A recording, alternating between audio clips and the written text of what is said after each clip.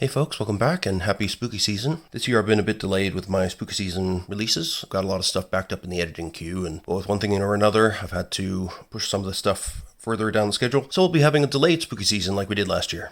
So I hope you'll stick with me. I've got a few good videos on horror-based stuff coming up to celebrate the season. So today we're going to take a look at a third-party supplement for the Call of Cthulhu 7th edition role-playing game. This is Corsairs of Cthulhu, Fighting Mythos in the Golden Age of Piracy by New Comet Games, written by Ben Burns. You can see it's officially licensed by Chaosium, and New Comet's done a number of other supplements for Call of Cthulhu as well, mostly adventure compilations, and they do good quality work. And I'm a big fan of these whole sort of Eldritch Pirates vibe, so this felt like instant buy for me. This is very much mixing my interest in the Age of Sail. This brings together the Age of Sail with the mythos, the Cthulhu mythos, which I think is a great combination. And the Golden Age of Piracy runs from about 1650 to 1730, and that gives you a nice background on that in the book, as well as a ton of new mechanics, including ship-to-ship combat, which is a lot of fun. Yeah, there's a lot to enjoy. It's a 299-page book, tons of content in here, and pretty well illustrated and laid out, so it's easy to use. You can see on the back, for keepers only, and we've got the great Cthulhu rising from the waves here. So, Corsairs of Cthulhu is a 7th edition Call of Cthulhu adventure and setting guide for the Golden Age of Piracy, 1650 to 1730. This guide contains everything you need to run your favorite role-playing game in one of the greatest settings in our history. It contains over a dozen scenarios that can be run as a full-length campaign or as individual one-shots. In addition, there are several other plot hooks that can be fleshed out for more adventures. What lies in the depths? What horrors await in the uncharted waters and strange islands not yet explored by man?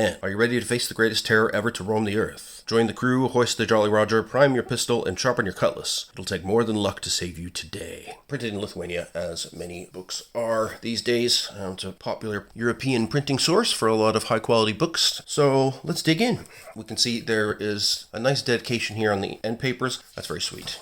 And credits page here, so Ben Burns gets credit for the writing. We have several artists on board, a couple of cartographers. So this came out around about 2021 from New Comet Games.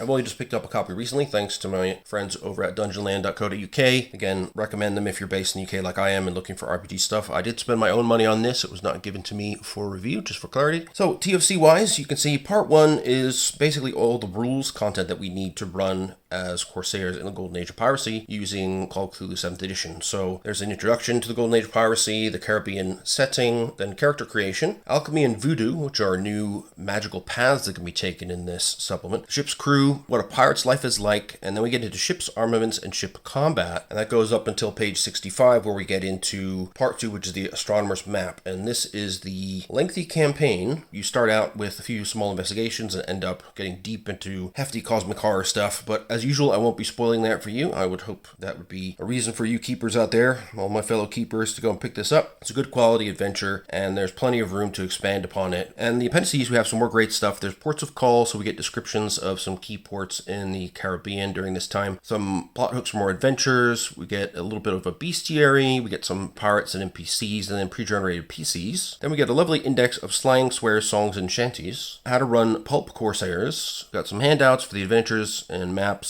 Some reference material if you want to go deeper into the pirate's life and put that into your campaign, and then the thank yous, presumably for Kickstarter backers at the end. So we'll start off and get into the intro. So there's a nice background here about the Golden Age of Piracy. Between 1650 and 1730 CE, you can either be set up as investigators, as crew on a pirate or privateer ship, freelancers who operate out of a Caribbean port and love gold more than a foreign government's rule, or you can give them their own ship and let them do their own thing. Regardless of how they're set up, the investigators have to face the mythos, real and imagined, curses from ancient civilizations, and other nightmares hidden around the world. So during this period, we had a lot of spreading empires. Great Britain, France, Spain, and other countries were founding colonies on whatever piece of land they could find. Privateers would sail under a patron country's flag, but wouldn't hesitate to raise the black when needed or when it was profitable. So privateers were meant to go out and catch pirates, but sometimes they'd engage in a little piracy themselves if they wanted to. So the book has new skills, new professions, and new weapons the investigators must learn to use if they want to survive the mythos, but also against disease, dehydration, sea monsters, and other pirates. And they mention the full campaign, the map of the astronomer. It'll take you to ports unknown, fantastical lands out of this world, and face to face with some of the most dangerous elder gods and dark creatures ever faced. There you go.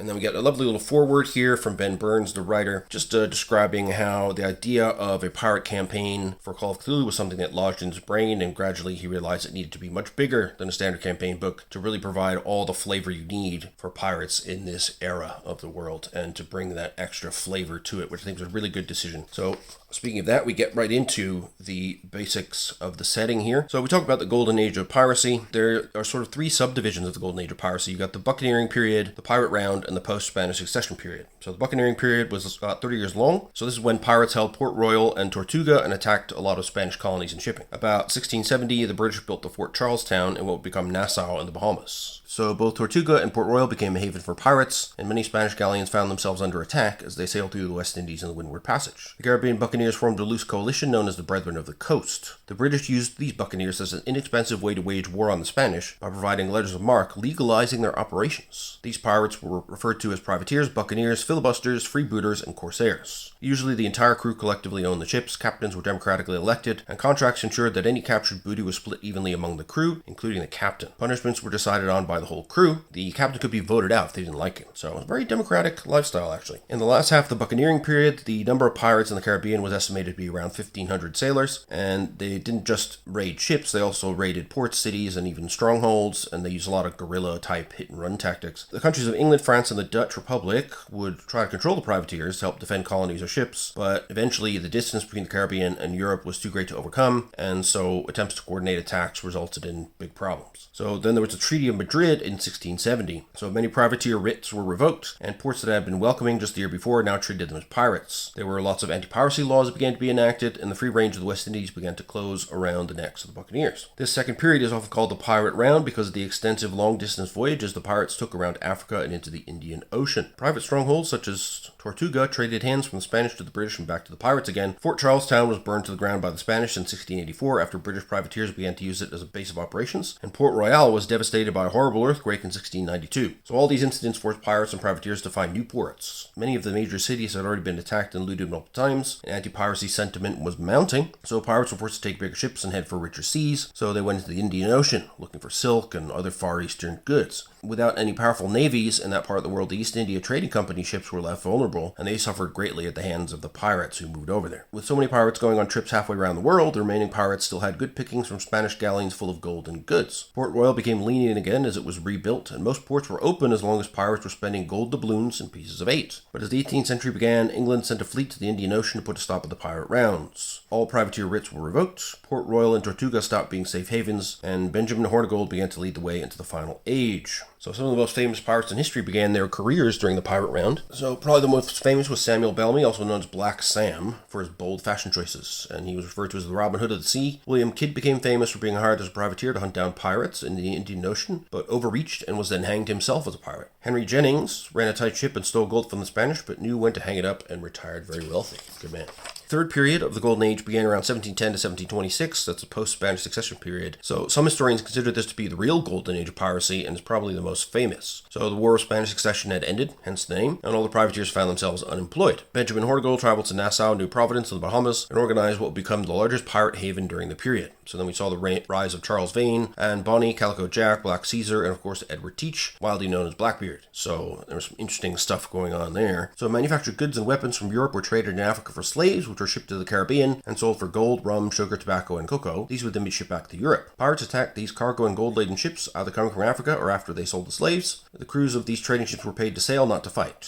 Most pirates only killed their target's crew if necessary, so many of these ships surrendered without a single casualty. So this news of the attacks on Britain's shipping trade made it all the way up to the highest levels of Parliament. The government in England appointed Woodes Rogers, a former sea captain and privateer, to be the governor of New Providence. He offered all the pirates a full pardon and escape from the hangman's noose if they would give up pirating. Many pirates took that pardon and left. However, several spurned Woodes in his offer, including Edward Teach, Blackbeard, Black Caesar, Calico Jack, Anne Bonny, and Charles Vane. With so few pirates left sailing the seas, Rogers was able to sail posing as a merchant ship. When the pirate ships attacked, thinking they had found easy prey, they quickly found themselves outgunned and captured. So the famous pirates were captured one by one and either died in prison or dancing the hempen jig. This brought an end to the golden age of piracy. So this is the kind of classic age that we've seen played out in movie after movie and book after book, and now in the world of the Cthulhu mythos. So the most romanticized region of the golden age of piracy was the Caribbean, and so that's where this is largely set. In that region, we have Cuba, Jamaica, Haiti, Dominica, the Bahamas, the Virgin Islands, and more. And there was a lot of different areas of control within this setup, which made it complex and interesting for the pirates, you see. However, due to the ongoing wars, famines, plagues, and disasters in Europe, there was little to no support for the colonies over here. This left them ripe for the picking. Then they give you a nice overview of each of these places. So Cuba was controlled by the Spanish in 1650. Jamaica was also controlled by the Spanish then. They give you a little bit of history about each of these places, along with a lovely old school looking map showing you the Bahamas and Nassau, Cuba and Jamaica with Port Royal highlighted here, Tortuga, Hispaniola, and San Dominique,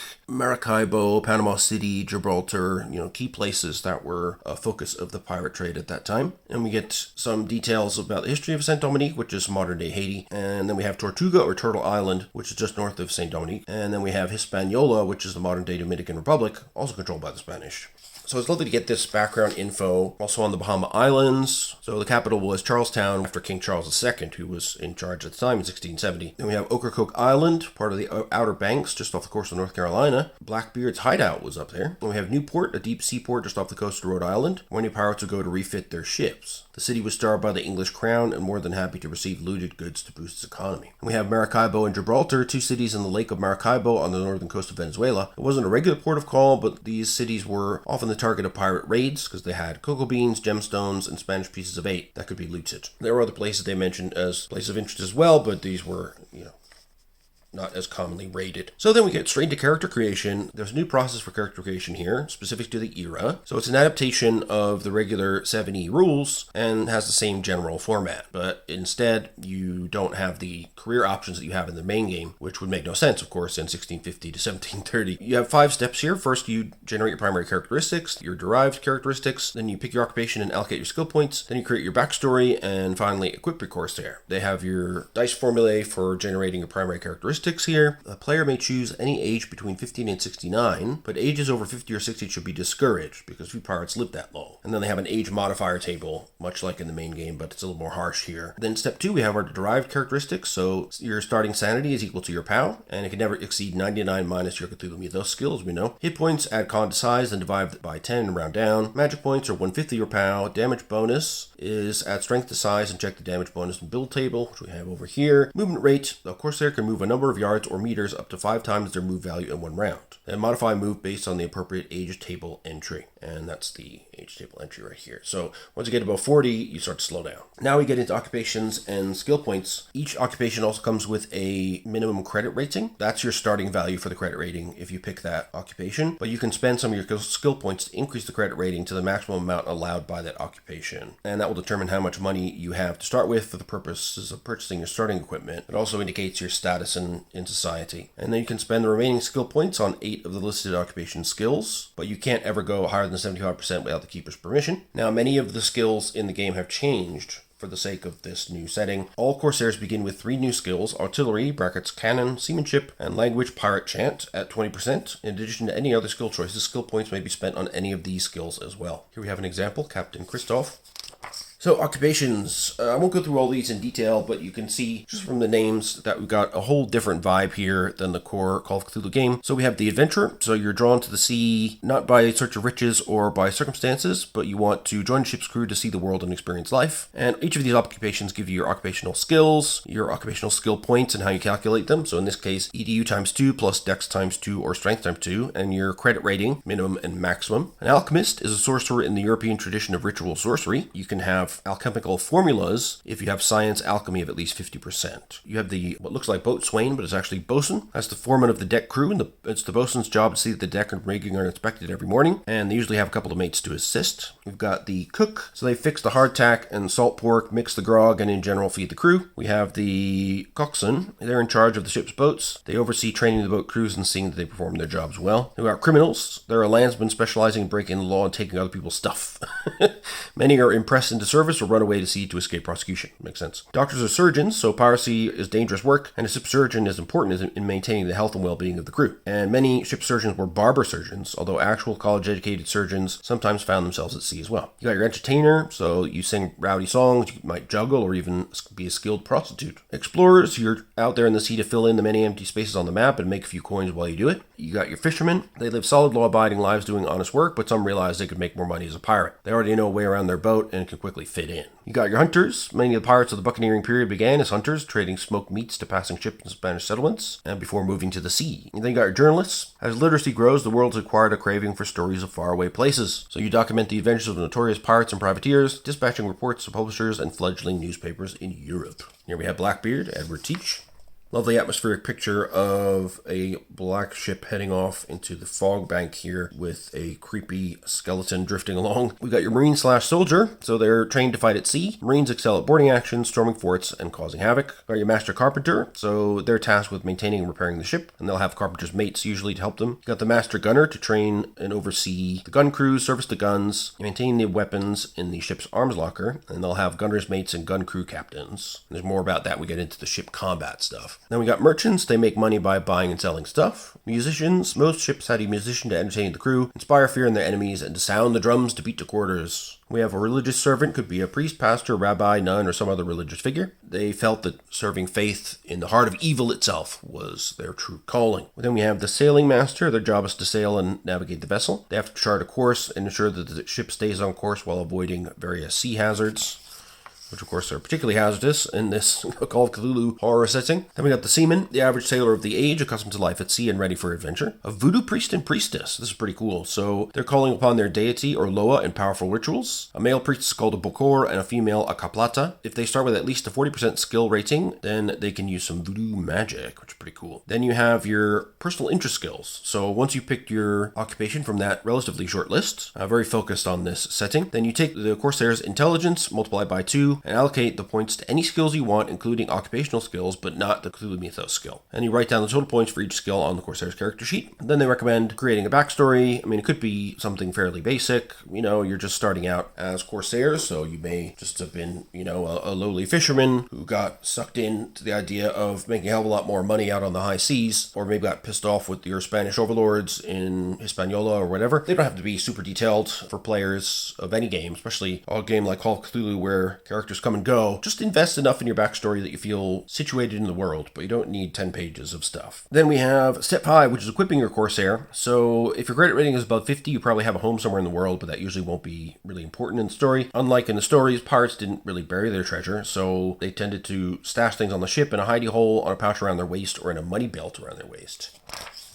The most prevalent coin was the Spanish gold doubloon, and the Spanish dollar, known as pieces of 8. So the piece of 8 was the standard currency worldwide in 1700 and accepted almost everywhere. A piece of 8 was a silver coin about 1.5 inches in diameter and worth 8 Spanish reals. The breakdown is a gold doubloon is worth 4 pieces of 8. A piece of 8 is worth 8 reals, so 1 gold doubloon is worth 32 reals. Corsairs begin the game with a number of pieces of 8 equal to their credit rating. So then you spend your money in pieces of 8, the units here, to buy some equipment and put it on your character sheet. If you start with almost no money, many ships could provide basic fighting stuff. It's like a pistol and a cutlass. Chance to malfunction of a pistol should be doubled, and an extreme failure with a ship's cutlass would indicate that the sword broke. So the stuff you have aboard ship will be of cheaper make than what you could buy yourself. So you can see alchemy sets rather expensive at 40 pieces of 8. You got armorer's tools, blacksmith's tools, carpenter tools, sight glasses, lanterns, locksmith tools, manacles, rope, surgeon kits, water bags, etc. Then you've got your weapons, which you can see are quite a bit different than the standard Call of Cthulhu weapons list. So we have our blowgun, bow and arrow, bullwhip, a burning torch, clubs large and small, crossbow, and cutlass. In this case, the asterisk indicates that the weapon is impaling. So if you roll an extreme success, you will get extra damage from that. So the crossbow and cutlass, of course, pretty commonplace for hand-to-hand fighting on a ship during a boarding action. Got garrots, hatchets and axes, large knives, medium knives, throwing knives, thrown rocks, which are free, thrown spears, which are less free, but very cheap, medium swords, and wood axes. Then you've got your gunpowder weapons. So you've got your blunderbuss, the sort of 17th century equivalent to a shotgun. They had a relatively short range, so you get different damage amounts across the 3 range brackets, 10, 20, and 50 yards. You get 4d6, 2d6, and 1d6 damage respectively, so you really need to be up close. Your boarding pistol, 1d8 plus 1, just its 10-yard range. So these are really primitive firearms, basically, and they malfunction on anything 95 and over, or 93 and over for a flintlock rifle. And you can see uses per round. They're actually fractions here, so that means you can load and use your blunderbuss once every 4 rounds. Same with your pistols, flintlock musket, flintlock pistol. Flintlock rifle is only once per 6 rounds, but it's got the longest range at 90 yards. A flintlock musket, you get 1d10 plus 4 damage and 60 yards. Flintlock pistol, you get 1d6 plus 1 damage and 10 yards of range again, so very close in. Then you've got your ammunition, so each piece of ammunition will get you 10 rounds for your pistol, musket, or blunderbuss. So you do need to worry about ammunition. This is not something that you can sort of hand wave away as much as you can in mainline Call of Cthulhu. These are the early days of firearms still. They take a long time to reload. You've got to keep that in mind, so you got to make that first shot count if you're going to use them in combat. Ammunition is something you need to track and something that can be quite expensive over time.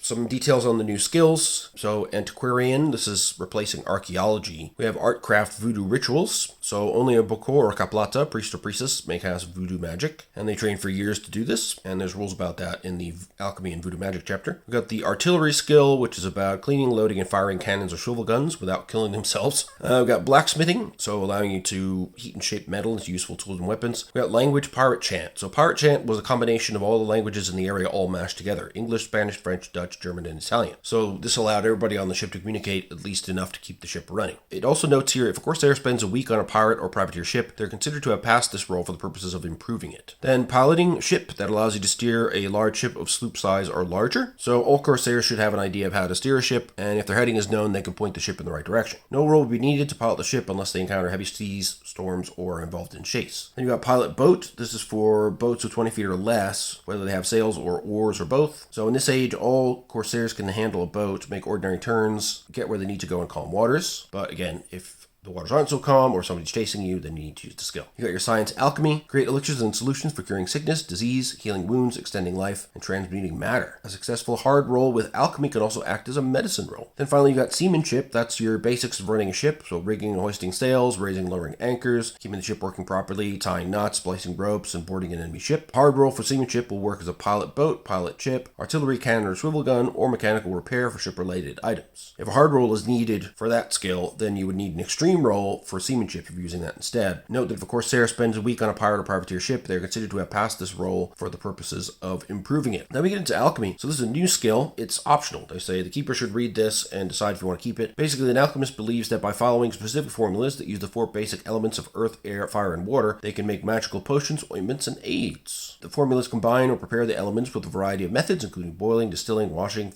infusion, freezing, prayers, rituals, and other methods. You cannot start with more than 55% in your science alchemy skill. If you take that as a personal interest skill, you can't have more than 30%. So if you want to be an alchemist, you've got to dedicate yourself to it. Give you some examples of prepared samples of each of the different types of 4 elements. And then there are 3 types of formulas you can learn. There are Arcanum Mortis Divina Formulae, so Divine Arcane Formula, Arcanum Mortis Major Formulae, Greater Arcane Formula, and Arcanum Mortis Luminaire Minus Formulae, so Lesser Arcane Formulas. So only 4 divine formulas are known to exist. All 4 take days, if not weeks, to prepare. Use multiples of all 4 elements, and the chance of success is very low. You can only learn 1, and you need to reach 90% in your skill to be able to get a divine formula. The greater formulas can take hours to prepare and create magical potions and elixir. You can learn up to 4 of these depending on your skill level. So 50% you know 1, then for every 10% past that you get another one. Then the lesser formulas use only 1 or 2 elements and take only a few minutes, and they create items that can be very useful in the right circumstances. And your formulas you tend to guard with your life. If you have a starting skill in alchemy of 50% or higher, you get 1 greater formula and 1 lesser formula, and you can now roll or select from the tables. I'm not going to read all these, but I'll give you a few examples. So the divine formulas, there's only 4. Immortality elixir, so if you drink this, you'll no longer age for 5 years. There's a transmutation divine formula, which will turn lead to gold, of course, the classic goal of ancient alchemy. A resuscitation potion, so if you pour this down the throat of someone that's died, they'll be brought back from the dead. And then you have a powerful healing potion as the last one that will restore a Corsair to maximum hit points, no matter how badly they were injured. And then you have your major formulas. You can only ever learn 4. So you've got things like universal solvents, a healing potion, disease curing potions, super powerful adhesive, making things invisible, making invisible things visible again, letting you see a vision of the future, letting you walk on sheer walls and ceilings. Oh, cool. Cause yourself to grow gills. to breathe in water. Wow. And then your minor formula, you only need 20% in skill, and there's no limit to what you can learn. So these are pretty straightforward powers, but very useful, like Orbis, so you always know which way is north, unless a large magnetic force is nearby. Scintillum, so it starts with small fire no matter how wet the material, but not underwater. Cupido adds spice to any meal and makes it taste good. You can extract poison from small animals, insects, and plants, and will lessen the venomous effects of larger animals like snakes. Powder that can change the color of flames. You can dim the light of fire. You can make a rock into a torch, basically. There's another that allows you to mend torn fabric. Another one that allows you to float down harmlessly up to 100 feet. That's pretty cool. Okay, so you got your alchemy formula table. Gives you the name of each of the formulas given, how many chunks of each element you need to combine to make that formula, the difficulty of the roll required, the MP you need to spend, the sanity points you need to worry about, the duration it takes to make the formula, and then the quantity you get out. You can see that the divine formulas, you've got to deal with sanity loss. They take a week or more to make, and you only get 1, plus you have to spend 10 MP. For major formulas, you spend 2 or 3 MP. Small sanity losses, you'll get generally an hour to make them, and you'll get 1 or 2 at a time. For minor formulas, you will only spend 1 magic point, no sanity to worry about. They'll have a 10-minute duration, and you'll get 3 at a time when you make them. And they give you some details here about what else you need. If you want to get an alchemy career going, of course, you need an alchemy set, which includes 10 of each of the 4 elements previously prepped. And it takes 3 days to prepare an element before it can be used in an alchemical solution. You declare which of the elements you want to produce, and at the end of 3 days, you roll against your skill level. On a successful roll, you gain 1d3. On a hard success, you get 1d2 plus 1. And on an extreme, you gain 3 straight off. And learning new formulae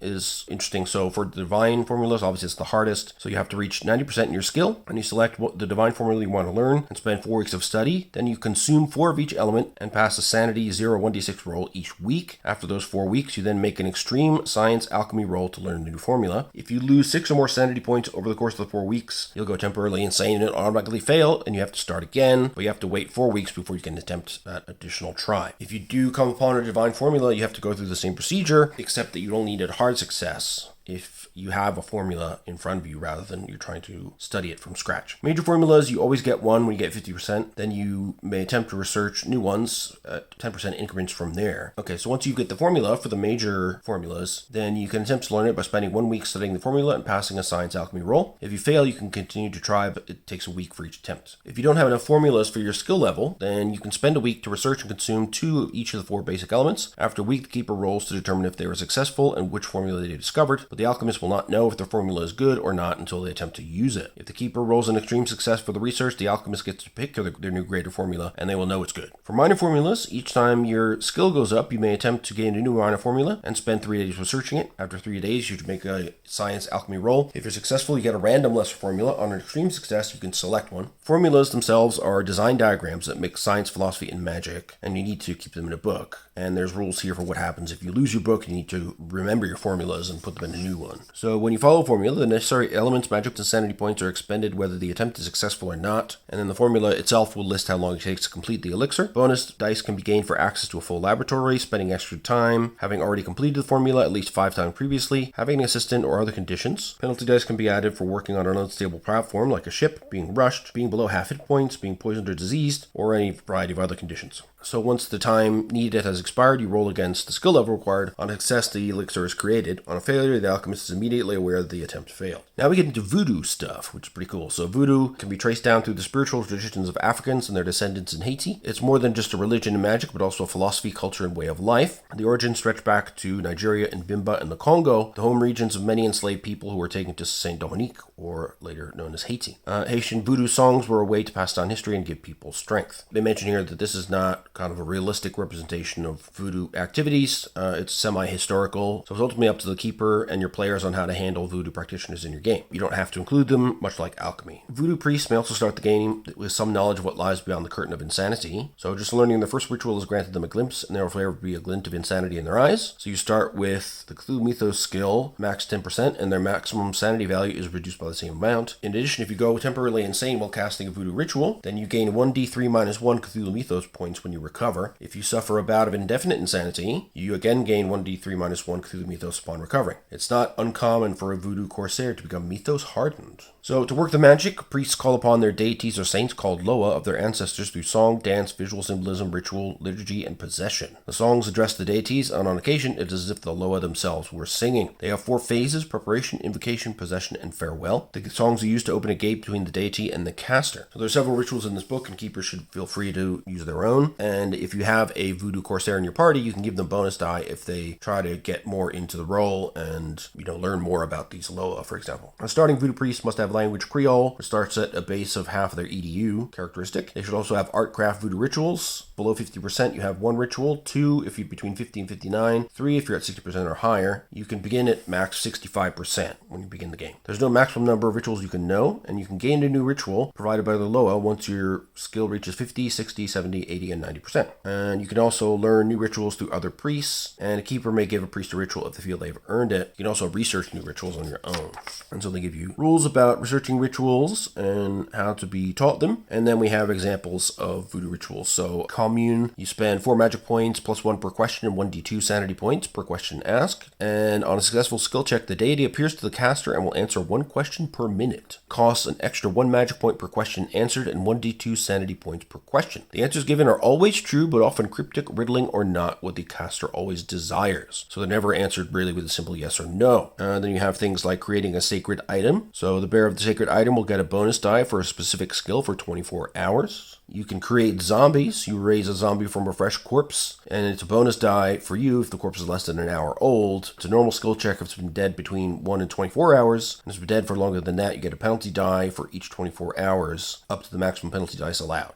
If it's been dead for more than a month, you can't raise it. And you can't raise a corpse into a zombie more than once. They give you the stats for the zombie. Major wounds to the zombie of 7+ points result in the loss of a limb. Otherwise, you ignore damage except to the head. An attacker may take a penalty die to target the head, and they have a sanity loss of 0/1d8 to see a zombie. Zombies follow the verbal directions of the caster to the letter and nothing more, as they have no free will or thoughts of their own. So you have to use one-word commands like walk, run, attack, etc. They lose 2 hit points per day until it's reduced to 6, at which point they crumble to dust. If you don't spend 2 magic points per day to maintain a zombie, it'll crumble to dust. Curse of Misfortune is a fun one. So you spend 8 magic points and 1d4 sanity. You must be able to see the victim or have a personal item from them. And on a successful skill check, the victim suffers a penalty die on all skill tests for 24 hours or until the caster is dead or releases the curse. If the victim is suffering very bad luck, a successful occult roll will allow somebody to see that they are cursed. I love that. Then you've got enchanted weapons you can do. You can get people the ability to breathe water. You can give out the gifts of tongues. So you can communicate with any person, animal, creature, or monster for up to 15 minutes if they're willing to talk. You can heal wounds. You can speak with the dead, but they can sometimes speak in riddles, be vague, or leave out crucial details if not asked for specifics. You can bless, giving people a bonus die on the next skill check performed within 5 minutes. And finally, your curse. On a successful skill check, the target must pass an opposed POW check or automatically miss with all of its attacks in the next round. Then they have a sample ritual song, calling on Loco, the Loa of healing, to cast a heal wounds ritual. And there are a bunch of Loa then listed, so we have Agwe, who rules over the sea, fish, and aquatic plants. Bugidi Aiba, Loa of war. Dambala, portrayed as Great White Serpent, said to be the Sky Father and the primordial creator of all life. Gede Linto, who performs miracles, loves to teach his followers to dance, and enjoys making them gifts of rum, eau de cologne, and fire.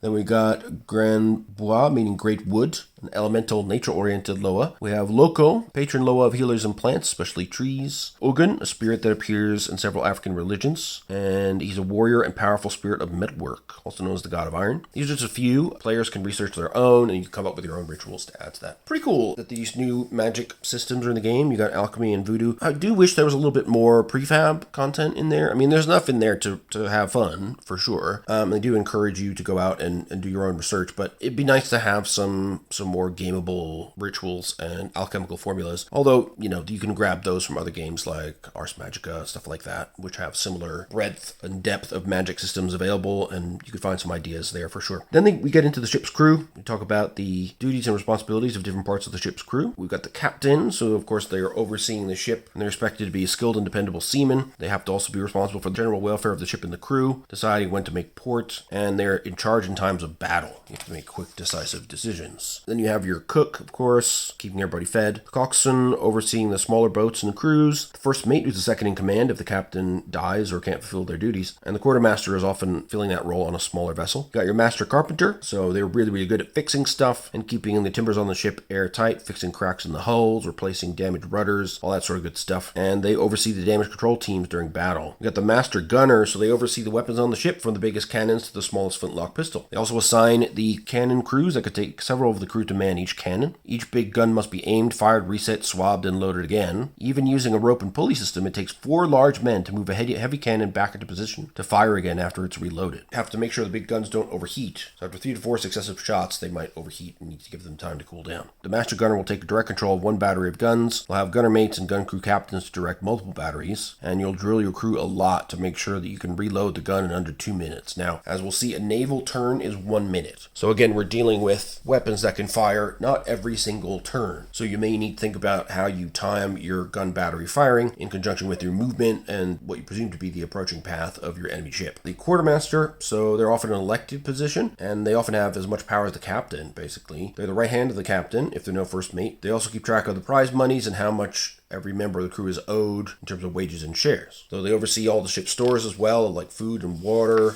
Then we have the sailing master, so they oversee the navigation and piloting. It's a very hard job, as most sea charts at the time are inaccurate or just don't exist. Then you have the ship's doctor or the surgeon. Basically, a lot of these people were not real doctors. They were probably pressed into the service, and people used to believe at that time that amputations and bloodletting were beneath them, and instead left that work to the barber surgeons. Physicians would observe and consult, and they would let sand on the deck ahead of time during battle, so that when the wounded were handed down to the surgeons, they wouldn't slip on all the blood. Lovely. Then we have the life of a pirate. A pirate's life wasn't that easy. It always looks great in the films, but there's a lot more to it. Death could strike at any time, either with the sudden report of a cannon or the slow wasting away of disease, and even a tiny wound could kill you. So living on a ship is only for those who don't mind cramped spaces for a start. You'd be sleeping in a room with 30 or more other stinky, filthy, drunk, and frequently sick sailors. You might only have about a square foot of ship space for yourself. You'd have hammocks to sleep in, and one of the most sought after bits of plunder from sea ships was clothing. Cottons and silks were popular, and pirates would often dress up to go ashore to impress the locals. Red was particularly favored as an expensive status symbol when people were looking for brightly colored sashes to show off to the locals. They didn't have regular showers, and pirates would often wear their clothes until they were rags and then loot some more. So it's pretty gross. So they mention here that on a naval ship, you'd have sailors that worked long, hard hours. Discipline was hardcore and punishments were harsh. Wages were also really low, and you get a share of prizes that you captured, but you probably die a bloody death against pirates or enemy naval vessels. Merchant ships were paying a bit more at that time, but they were often understaffed, so you'd have more work to deal with, and you'd have to stand endless watches because you might be attacked by pirates at any time. Given all these factors, it was not surprising that many men and women went for piracy instead, where they got some level of dignity and equality guaranteed. You still had to clean the decks and do all that sort of stuff, but you got equal shares of the ship, and you get an equal cut of all your prizes, and you would have the sort of camaraderie, singing songs, drinking grog, a life of freedom compared to the constricted and deadly life aboard the targets of the pirates. They talk about the difficulties of sailing at the time, so the science of sailing back then was relatively primitive. Many ships would sail out of port and just disappear. The ability to calculate proper longitude didn't exist until almost the 1800s, so all you had was latitude, direction of travel, speed, and the currents to calculate your positions, and this was very error-prone, so you'd have to maintain strict logbooks, and even then, if you went into uncharted waters, there's a very good chance you'd go off course, and if you got caught in a storm, you could become totally lost at sea really easily. And food on a pirate ship was not that much different from a navy ship. You'd have salted beef and pork in casks of salted brine that would keep it from spoiling. You'd have bread as well, but it would often contain small bugs they called weevils. A savvy sailor would knock his hard bread against the table to knock out the annoying bugs, while others did not bother eating them weevils at all. Gross. Vegetables, mainly peas, were also a staple, as well as salted fish. Some cooks preferred to cook the meals into a stew called burgoo, throwing in the meat and vegetables into a broth and serving it up hot. Grog was the most common drink. It was usually made with rum, sugar water, and a bit of lime juice. Ale, wine, and whiskey were not uncommon, and of course, you needed fresh water for everyone. Navy ships didn't typically carry live animals, while civilian ships, including privateers and pirates, would have smaller crews, and therefore they would bring on livestock, like chickens, turkeys, geese, pigs, etc. Sometimes even cows, so that they could get fresh meat. Disease was a real problem back then, so there was little anybody could do if you got a fever, and infection often meant just cutting off the offending limb. You'd also get scurvy that could kill as much as half a ship's crew on long voyages, plus food poisoning, rats and fleas, dysentery, tuberculosis, all kinds of stuff like that. However, to make that a little bit less depressing in a role-playing game scenario. In this setting, we have the ability for alchemists to brew disease-curing potions. Oh, and they mention, of course, the role of surgeons in performing amputations to prevent further infection if you got an infected wound, for example. When dealing with a major wound like that, they suggest rolling a hit location die, and if the major wound is a leg or an arm, then an amputation would have been the usual solution. You consider that in the game up to a point, but you should never have more than one amputation or you'd be automatically retired. Even pirate ships had to have some discipline, so if you did things like not doing your duties, refusing orders, fighting amongst yourselves, assaulting another pirate, stealing, and murder, then you would get punished as well. Punishments were always harsh. You'd be lashed with a cat o' nine tails, rod, or leather strap delivered by the coxswain, but you could also end up with a lighter punishment, like scrubbing the decks, hunting rats in the bilges, or extra watches, etc. You could also be keel-hauled, marooned, thrown overboard, or hanged. And they got a lovely section here about things you might not know about pirates. Pirates wore eye patches, but not because they were missing an eye. They would wear them when boarding a ship in the bright daylight. When they went down below decks, they could move the patch from one eye to the other, so they could see in the dark for any lurking ambushes. How clever is that? There were a lot more men than women on ships. Many men joined into a union called maidlage. We're not sure whether these unions were homosexual or non-sexual, but either way, they would share money, hammock or bunk, property, and women. If they married, both men would be married to the woman. If one of the men was to die, the other would gain all his worldly goods. So pirates flew a variety of flags, referred to generally by the British as the Jolly Roger. Most featured the classic skull and crossbones, while others showed a skeleton with a spear stabbing a heart, swords, hourglasses, or other grim icons. Sadly, we only have descriptions of these, but that means as players you can come up with pretty unique designs. The black flags were shown to show potential victims that if they surrendered without fighting, the crew would be spared. At the first sign of resistance, the black flag would be taken down and a red flag raised to indicate that no quarter would be given. And many pirates did wear expensive earrings, usually loops of gold, and usually that was to pay for a proper burial in the event of an untimely death. So the pirates would take the earring and provide a proper burial for the deceased. If this was not done, they would say a horrible curse would befall the one who betrayed the code.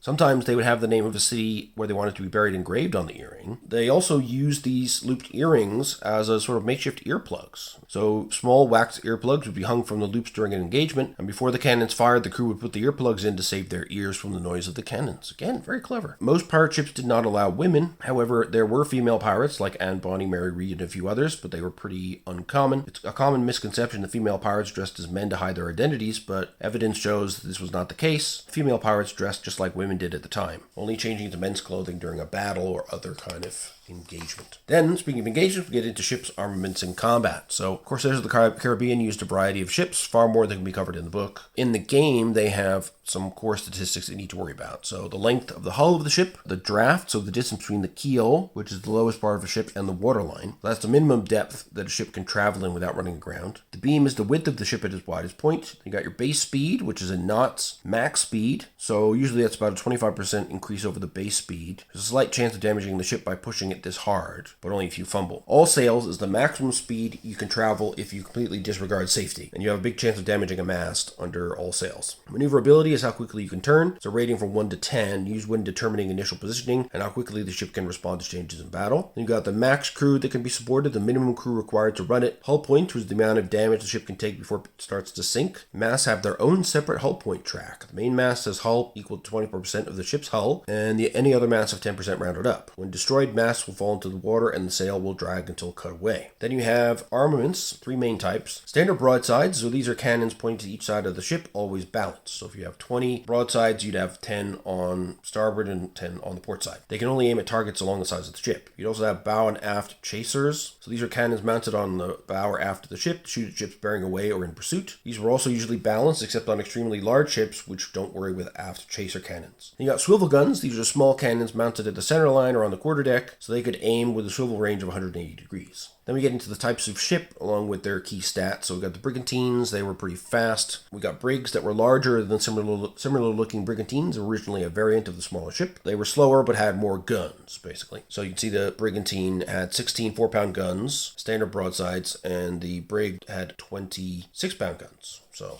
stronger and more guns. Frigates were larger with 3 masts. You can see them here. They have 28 9-pound guns, standard broadsides, and 4 6-pound chasers. We've got heavy frigates, which are larger still. These have 40 12-pound guns as broadsides, 4 9-pound chasers, 2 bow, 2 aft. And then we got your galleons. These were a large ship, usually used for shipping cargo. They usually had 3 square rig masts, but sometimes had 2 or 4. These guys were pretty big, so they had 24 24-pound guns and 24 12-pound guns. Then you got 4 9-pound chasers, 2 bow, 2 aft, and 2 swivel guns. guns as well. Schooners, which we see a topsail schooner here, are a type of sailing vessel with fore and after rigging on all their masts. The smaller ones have 2 masts, but larger schooners could have 3 or even 4. Only 8 6-pound guns on a schooner with 2 4-pound chasers, 1 bow, 1 aft. A large schooner would have 12 9-pound guns and 2 6-pound chasers, 1 bow, 1 aft. You can see the large is quite a bit bigger at 115-foot length versus 60-foot for the small schooner. Then we got the sloops, a favorite of many pirates. They were small, but they gave you a lot of speed, and they came in many sizes, but the most popular was a single-masted small sloop. So a small sloop would be about 45 foot long with 7-foot draft, speed of 11, max 13, all sail at 16, mobility 10. So these were really shifty little guys, hard to catch. Maximum crew would be 60 on this tiny little thing. You need a minimum 6 for a skeleton crew. They have 18 hull points, 6 4-pound guns as standard broadsides, and 2 4-pound chasers, 1 bow, 1 aft. A sloop ship of war, they were much bigger, 110 feet, speed of 10, max 12, all 14, mobility of only 6 because of the larger size. Hull points of 100 though, much stronger, and they've got 12 6-pound guns and 12 swivel guns. Very handy. Ships of the line were not Corsair ships. Pirates didn't use them, but they were the behemoths of navies used for fighting wars. So a 4th-rate ship of the line was still huge, 147 feet long. They would have 24 24-pound guns, 22 12-pound guns, 4 6-pound guns, and 2 6-pound chasers at the bow. A first-rate would have 195-foot length, draft of 22 feet. They would have 32 32-pound guns, 32 24-pound guns, 32 12-pound guns, and 12 6-pound guns as broadsides, and 6 9-pound chasers at the bow. Hull point 250 as well, so difficult to take down. Got a nice reference table of all the different ship types. Of course, you could add to this if you do a little bit of research. Got a lovely illustration here with a pirate, could be undead, looks undead, looking through his spyglass, and he's got a big old pistol, and you can see a lovely skull and crossbones on the back of the big ship there.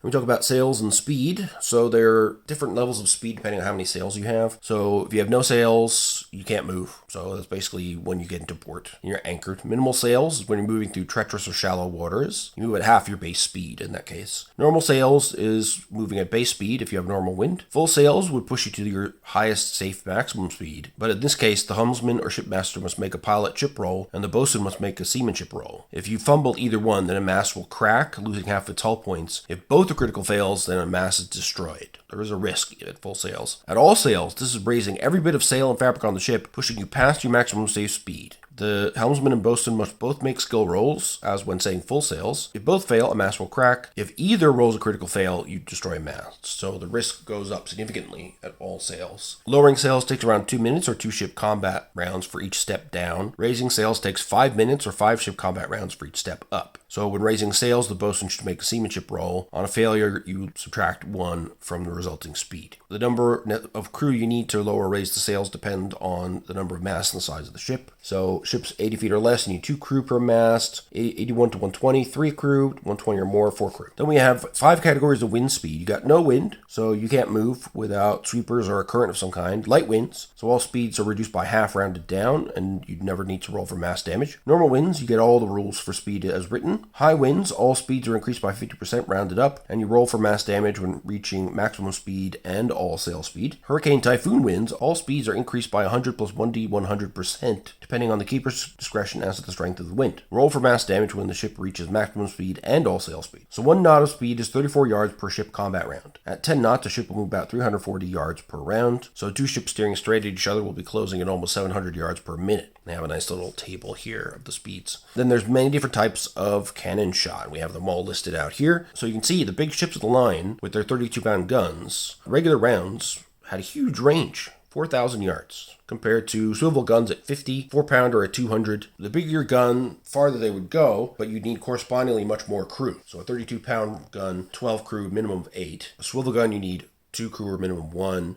4-pounder, 3 and 2, so on and so forth. So the bigger the gun, the more people you need to take care of it, and they do different amounts of hull damage. So a swivel gun firing round shot is only 1d3. If it's firing grape shot, which is designed to shoot small caliber round shots bundled in a canvas bag, they will just do crew damage. So the way you read this table basically is you've got your main 3 different types of shot. Round shot, which is round metal lead cannonball, and they do hull damage to the ship. And we saw that each ship has a different amount of hull points it can sustain. And then you have chain shots, which were two smaller weights connected by a chain, and they were designed to take out masts and cut rigging, but the unusual shape would cut their range. You can see that on the table as well. Chain shots have a much lower range than the round shots. Then you got your grape shot. So these are small caliber round shots bound in a canvas bag, which would disintegrate and scatter the shot after being fired, and you try to clear the deck of people, basically. These were designed to kill the crew and leave the ship relatively untouched. So on the table, if you're using each of the different types of shot, you would look along the appropriate row. Let's say a 12-pounder with a round shot has a 1,200-yard range. It needs 7 crew, or a minimum of 5. Does 4d6 hull damage. Does 6d6 damage to 1d6 crew members. So you have the damage here, number of crew hit. If you go with chain shot, you would do 2d6 hull damage, 6d6 damage, and 2d6 targets would be hit by that amount. In the grape shot, you would only do 1d3 hull damage, much less, but you would hit 5d6 members of crew for 66 damage. So pretty significant amount of crew could be wiped out.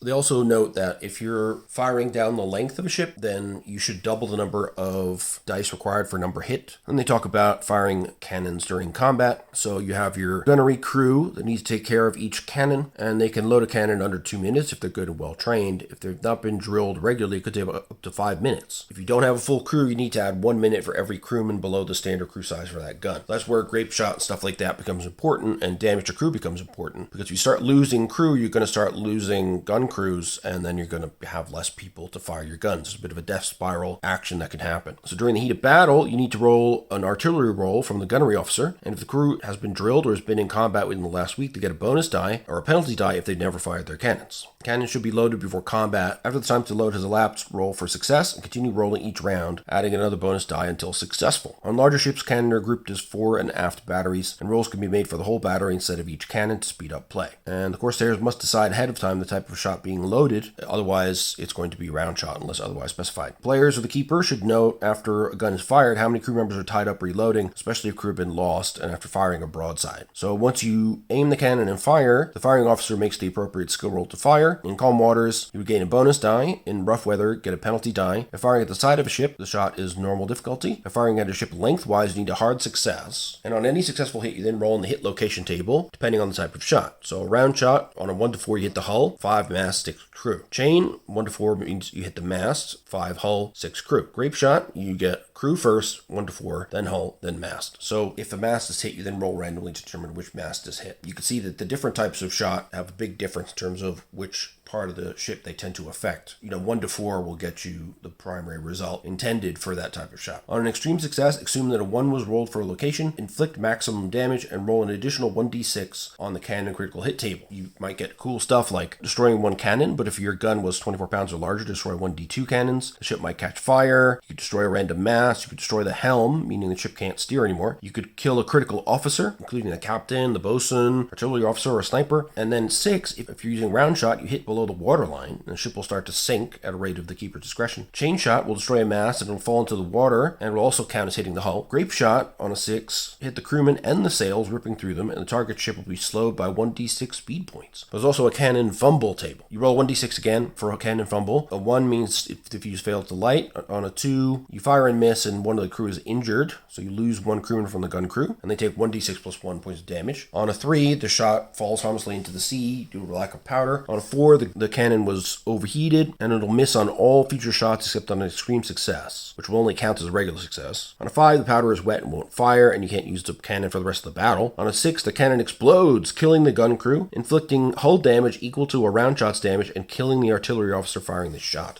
Damn. So don't roll a 6 if you roll fumble.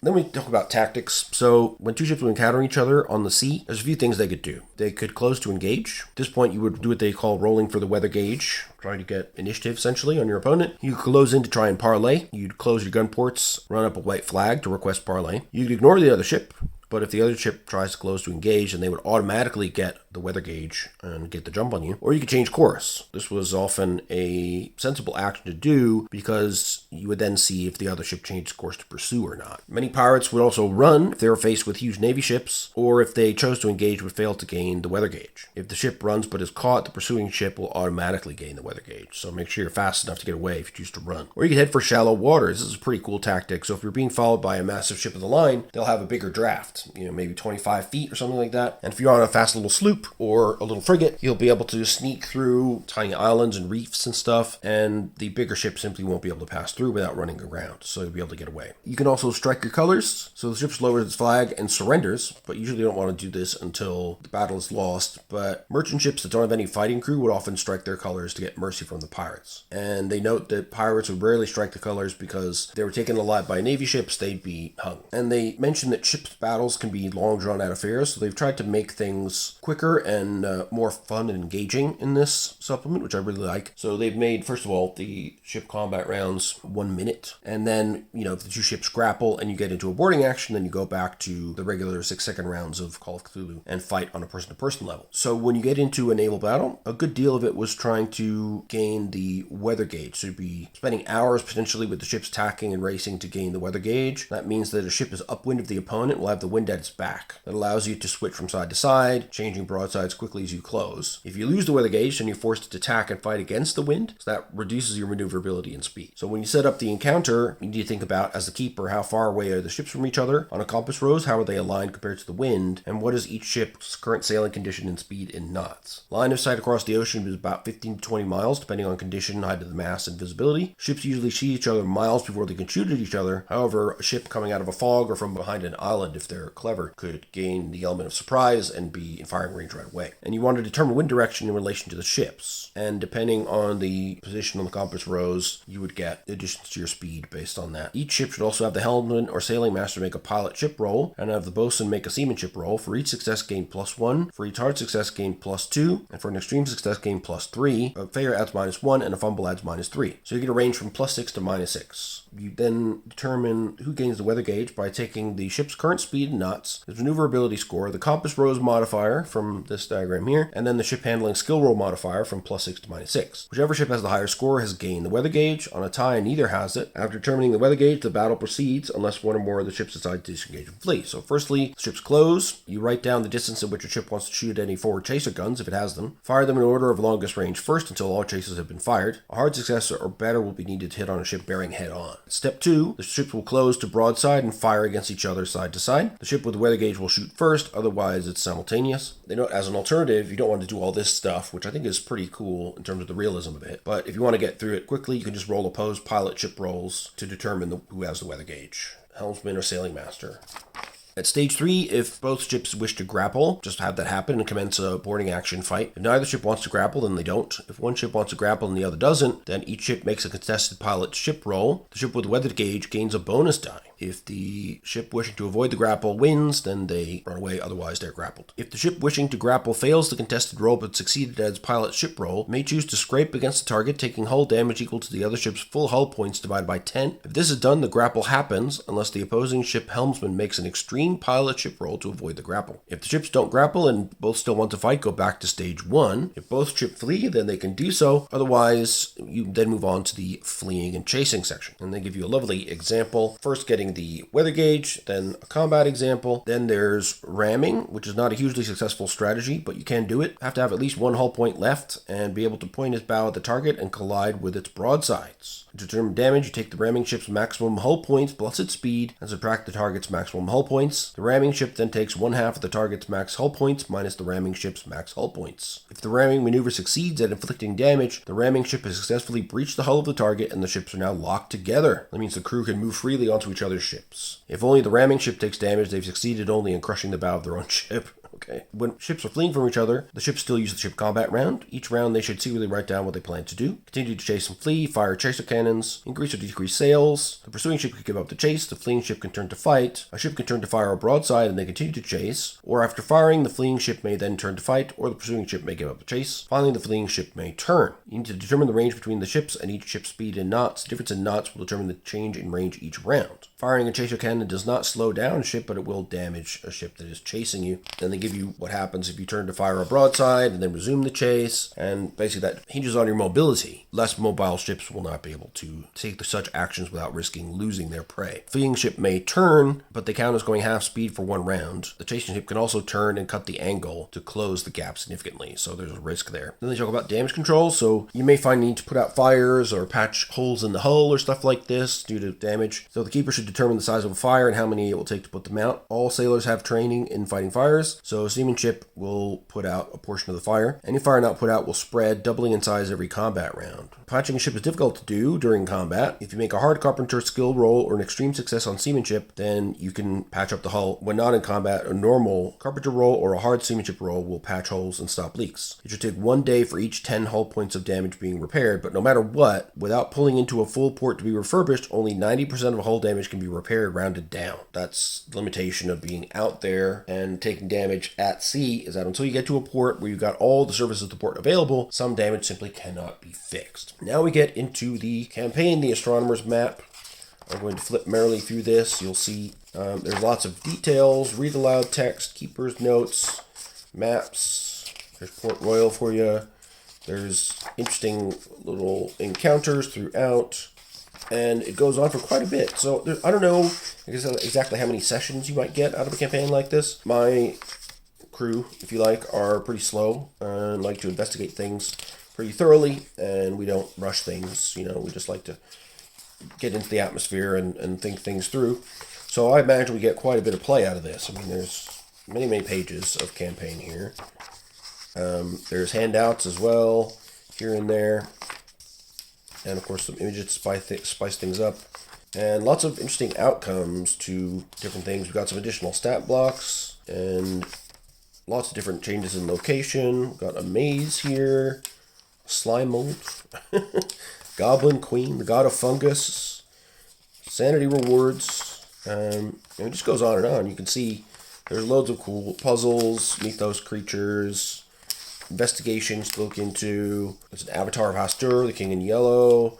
Yeah, there's lots of scary stuff that you can run into out there. There's an eclipse. That's usually not good when you're talking about the mythos. We've got Alas Babylon. Interesting title there. We've got Chthonians, Queen of Youth. We've got some more brief maps of the ports. Something scary going on there. The Wrath of the Seas. Cronus Galleon with undead skeletons on board it, as opposed to living skeletons, you know what I mean. Music is Life. Not sure what that's about.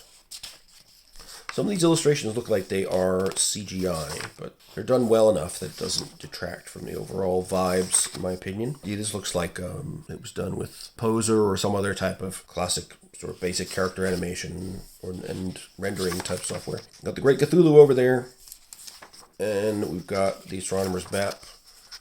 You can 3D print it, apparently. That's pretty interesting. And you can buy STL files for those. I did not do so because I don't have a 3D printer.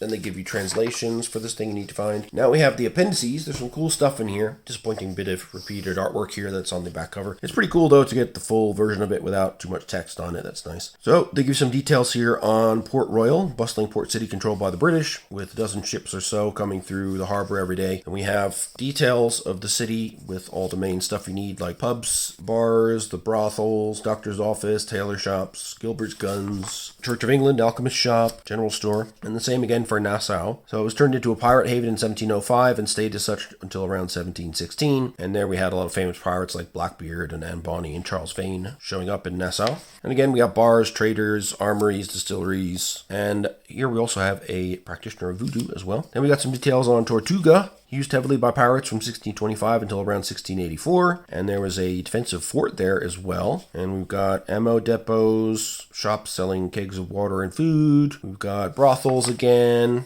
So here we have Tortuga. Then we got some nice little adventure hooks if you want to push beyond the boundaries of the Astronomer's Map campaign. Just little quick ones. Now we have an additional bestiary. So we've got fabulous felines. We've got the Astronomer, Deep One hybrids, Great Cthulhu. We've got some kids, some goblins, ghouls, guards, jellyfish, King Yellow, Manticore. That's interesting. Mother Hydra, Dagon. We've got the God of Fungus, Servitors of the Outer Gods, skeletons, Yath Lee, Vampiric Servitor of Nyarlathotep. Pretty cool. And then we get some pirates and NPCs. So we have stats for famous pirates of the day, including Black Sam, Stead Bonnet, and Bonnie. And she's got her stats there. We've got Benjamin Hornigold. There's Henry Jennings, Edward Ned Lowe, Henry Morgan, John Calico Jack Rackham, Edward Teach, a.k.a. Blackbeard, Charles Vane. Now we get into full character sheets for what I'm assuming are major crew members in the attached campaign. So here we get a lot more detail in terms of skill breakdowns. We get biographies, what's in our inventory and stuff like that. I imagine, as in most Call of Cthulhu campaigns, that some of these NPCs could become PCs if somebody dies. So that's why they give you these full character write-ups. Then we got pre-generated PCs you can use. We've got James Clark, a Marine soldier.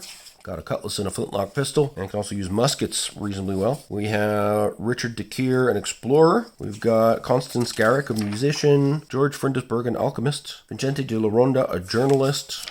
And William Brock, a hunter. So it's always nice to have some pre-gens to just be able to dive in, do a couple of short adventures. That's what I like to do to test out a new system or supplement. We got a great appendix here of slang, swears, songs, and shanties. This is really good stuff. You should give this to your players and encourage them to read it before the session so that you can have fun just talking like pirates, saying, "Avast! All sail speed!" and "Ahoy!" and knowing what bilges are and talking about pirate booty and all this sort of stuff. It's got details about all the slang that pirates would use for especially ship-related terms. A lot of people might not know. Things like sea legs, people will know, but quite a few of these were new to me when I first looked at this. Then some generic swears, which are pretty funny. "Eat what falls from my tail." "Damn your blood. I'll cleave your skull asunder," but skull is spelled with a C. I'm not sure that's how they spelled it back then, but who knows. And then we got some sea shanties that you could sing with your players as well. "Cape Cod Girls," "Lever Johnny," "High Barbary," "Whiskey-O," "Strike the Bell," a pumping shanty. "Whiskey Johnny," "Sally," "Drunken Sailor," a heaving shanty. And then we got rules for pulp Corsairs. Basically, you apply the standard pulp hero creation rules, but you choose from pulp talents found in this appendix, which are generally quite close to the talents in the base Pulp Cthulhu book, but slightly altered here and there to more appropriately fit the Corsair lifestyle and this period of history. And then they suggest that the keeper should decide whether to increase the number of creatures in encounters, which you probably should, and they give you their recommendations for particular scenes where you should increase the number of creatures for pulp characters. You should also allow pulp characters at luck recovery, accelerated healing, and other special rules depending on the keeper's discretion. And Pulp Cthulhu Corsairs may select any 2 talents or roll them randomly. And here we have, I won't go through the whole list of talents there. It's more fun to compare them side by side with the Pulp Cthulhu rulebook and see where they differ. Then we got the handouts for the campaign, which of course you can just copy and paste from the PDF version as well. There's lots of cool stuff there. Then you've got your specially made character sheet, which is really handy. It changes all the appropriate skills to fit with Corsairs of Cthulhu. And then we have the Pulp Cthulhu character sheet, which I find strange because, as far as I can tell, there's no dedicated place for your pulp talents. I might be crazy, but I don't see that anywhere. You have the exact same setup, basically, as the regular character sheet. It would be handy to have a place to put your talents, because that's what the general Pulp Cthulhu sheet does. So that's a bit weird to me, but never mind. Hopefully they've got a fixed version somewhere. Then we've got these really handy charts for the keeper on how to deal with initial engagements at sea, how chases work at sea, and then ship combat in general, and the skill modifiers that happen when you're trying to gain the weather gauge. And they note, of course, that not every possibility can be handled with the flowchart, so, let players do stuff that's exciting if it doesn't fit in the chart, basically. But that's a basic GM principle you should know. Here we've got lovely handouts for alchemy formulas. Give these to your alchemist players when they stumble on a formula, and then they need to study it. Then we have maps of the key locations outlined throughout the game. The Kronos, which is an important ship for some reason. A 17th century schooner. I've got a village map. Other regional maps. There's the maze we saw briefly earlier. Thanks to the backers, we have our references if you want some more detail on the mythos. They include some citations to older Call of Cthulhu material, as well as current stuff, which is interesting. Books about pirates, television, internet resources. So pretty useful. I did not back this, so my name is not on here. There is somebody called Mutant Donkey, however. And I believe that's all she wrote. You get our character sheets again. And then a little advert here for the scenario collections, also available on newcometgames.com. So there you go. That is Corsairs of Cthulhu. So my feeling on this book, I got this for a very reasonable price, I think about 36 quid or so. For that, it's absolutely worth it. You've got a huge campaign. You've got more than enough rules here to have a lot of fun playing as a pirate in the golden age of piracy. It gives you all the background you need, and it gives you just enough rules to have fun fighting out at sea and doing all this piracy stuff without weighing you down with too much minutia. And of course, if you want minutia, then there are awesome games of Age of Sail combat that you could use. War games, for example, and tactical games, different types that you could sub sub in and use hexes and worry about much more detail of what's happening on board your ship and to your crew. But I think what they have here is nicely balanced between the needs of the narrative and the excitement of the naval combat itself. So I think they've struck a really good level here in terms of what you want as a keeper dealing with this kind of situation where you've got a crew with a bunch of characters in it and they need to make interesting decisions and have the narrative move along at a reasonable speed. So I think they've done really well with the rules here. Yeah, I would recommend this book. If you have an interest in piracy and if you're a fan of the Call of Cthulhu system, then it's a no-brainer, really. I think right as I am recording this, there's an ongoing campaign for an Eldritch Seafaring campaign book for 5e, for example. But that's going to be much more fantasy hero, obviously. This is very much still grounded in the Call of Cthulhu more gritty realism. Despite the presence of alchemy and voodoo, you still have to worry about character death, disease, and all that horrible stuff. So it's going to be very different vibes. And I think if you enjoy those horror elements, you enjoy the gritty elements, this will be a much better fit for you than the equivalents you might find for systems like 5e. And particularly if you already are a fan of D100 systems, and particularly of Call of Cthulhu 7e, which I am in both cases, if you're falling into that category and you have an interest in the Golden Age of piracy, go out and pick this up. It's pretty easily available over here, so I imagine it's even more easily available over in the US. Other parts of Europe you can order from Dungeonland as well, or I'm sure there may be other distributors handling this in other parts of the continent, because from what I can tell, it's a reasonably popular supplement, particularly for a third-party one for Call of Cthulhu. So that is Corsairs of Cthulhu, a great little supplement with an excellent, very long campaign, and a lot of area for expansion into exciting tales of piracy and Cthulhu mythos fighting and investigating on the high seas. So I think it's well worth a look. If you're a fan of Call of Cthulhu and you want to add some piracy and buccaneering action to your games over the spooky season, definitely give this a good long look, and I hope you enjoy it. If you do pick it up, if you got any further questions about it before you go looking on the shelves, you give me a shout down in the comments. Thanks as usual for watching, and I hope you found this review useful. And if you have any experience of running a campaign, I'd be interested in hearing from you about any bits that you think need a bit of work for the keeper, because I would like to run the campaign at some point, but have not had the time to do so. And of course, it's always handy to hear from somebody who's had experience with it. So do give me a shout if you